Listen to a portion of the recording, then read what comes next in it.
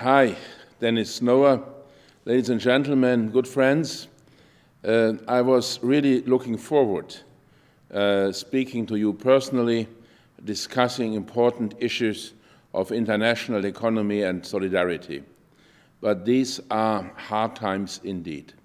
Hard times for the whole world, hard times for everybody, because almost everybody is affected by the new coronavirus. The virus is testing all of us in a way that most of us have never experienced before. International cooperation and solidarity are today perhaps more essential than ever. We must be aware that no country can master this crisis on its own. Solidarity is a moral imperative, but in the long run, also the most effective way to overcome the crisis and restore welfare to previous levels and beyond as far as possible.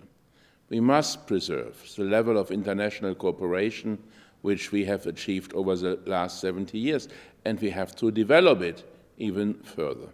I'm confident and convinced that we will manage to do so, that we can manage to do so.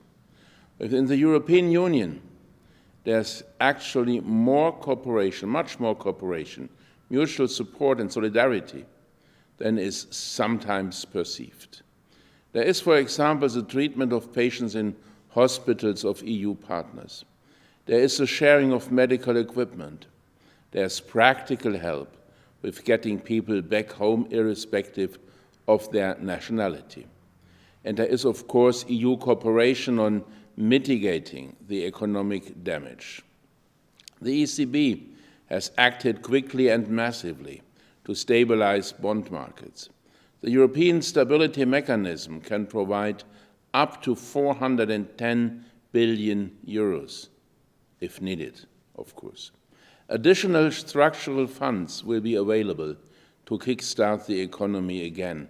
The EIB will stand ready to provide loans to business in Europe, as the KfW is doing in Germany.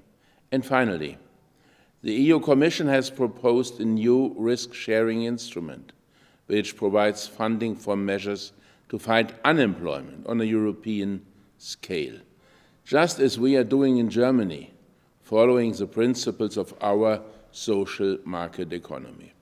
Despite different views about how financial assistance should be delivered, the EU does play a major role in stabilizing and restarting European economies.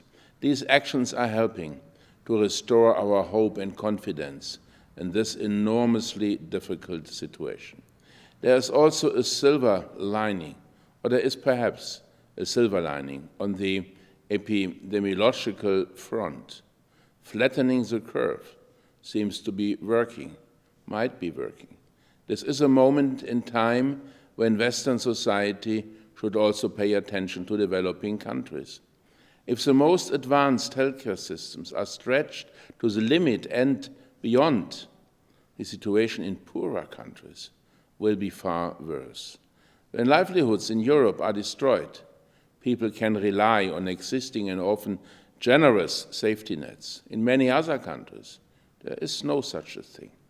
Many people and institutions are aware of the true global dimension of COVID-19 and the staggering waves of catastrophe it is causing.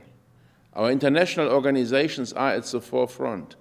They are prepared to help, and they quickly shifted into crisis management mode. However, the scale of this crisis is probably too large for the provisions made by them. The heads of the UN, WHO, IMF, and the World Bank are thus rightly ringing the alarm bells, calling for more solidarity, more technical assistance, and more funding. G20 leaders are aware of their responsibilities.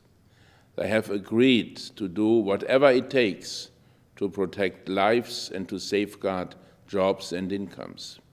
But let me stress that this commitment has to be sustained in practice, too. G20 trade ministers have agreed to keep markets open and ensure the continued flow of vital medical supplies, equipment, and other essential goods. Global supply chains must be safeguarded or repaired by keeping logistics networks open for air, sea, and land freight.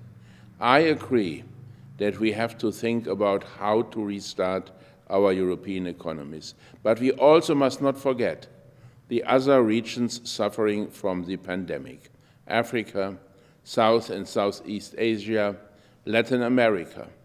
Getting them back on track will be the next big challenge for the G20. It will be again about funding, but also about securing the conditions for trade and investment to flourish. This could become a delicate task. COVID-19 has the potential to cause a huge backlash to globalization. While I believe that we need to readjust international supply chains to some extent, for instance, to make our healthcare systems more resilient, we also have to prevent these readjustments from going in the wrong direction. It is unrealistic to assume that, had trade barriers been in place, we would have been better prepared. International cooperation and free trade allow for a much more comprehensive and efficient approach to supplying people with what they need. Should each nation itself provide for all potential global risks? Can each nation on its own overcome COVID-19 quickly and effectively? With a little luck, we will soon see new and effective anti-COVID-19 drugs appearing on the markets. The vaccine we are all longing for can be found, tested, produced, and applied on an unprecedented scale more quickly than ever before in history, if international cooperation works at its best, if it works. While our interconnected world has aggravated the spread of COVID-19, a globalized world will help to cure and ultimately eradicate the disease. Globalization has helped to lift hundreds of millions of people out of poverty, but we cannot take this progress for granted.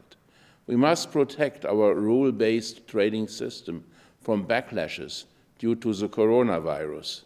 In this respect, we should redouble our efforts to strengthen and reform the WTO and equip it with trade rules for the post-coronavirus era. Shaping this new era is not a task that can be performed by governments alone. A broader approach is needed. It is important that the Global Solutions Initiative and similar organizations are bringing different groups of society together at an international level. It is my hope for all of us that this year's summit will contribute to finding solutions on how to overcome the coronavirus and on how to strengthen an international system in which all of us, all of you, can prosper. I wish you luck with your conference. I wish all of us luck in our fight against this disease.